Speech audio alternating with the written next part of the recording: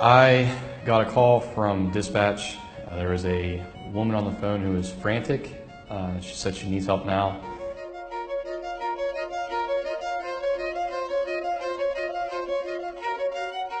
As I turned onto the street, I see a black man standing outside of his car, and I tell him, I said, well, we got a call about a domestic guy here. You want to tell me what's going on? And he says, no, man, I don't want to talk. There's nothing going on. You can leave. So I'm trying to talk to him in a way that he will tell me, what's going on. And then as I'm running the trunk of his car, I see he's got his hands behind his back. So I ask him, I said, show me your hands. And he's backing away from me, and he says, no, man, I can't do that. And I see a silver pistol in his right hand. So I draw my weapon, and I tell him, drop the gun. He says, no, man, I don't want to do that, just shoot me.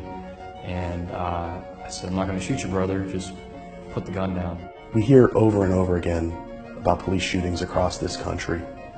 What makes this situation different, what makes this case different, is that our client, Officer Stephen Mader, tried to do the right thing. In my mind, I'm thinking, why is this happening this way? And then once he says, just shoot me, it's kind of like a click in your head, like he's being suicidal.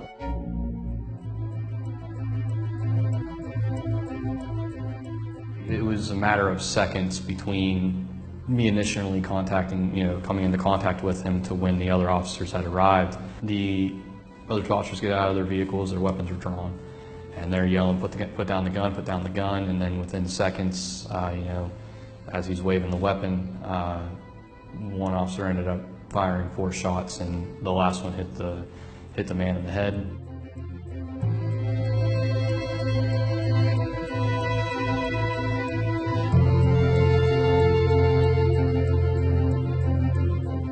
He did exactly what we want police officers to do. He attempted to de-escalate the situation. He attempted to save R.J. Williams' life, and the Weirton Police Department fired him for taking those steps.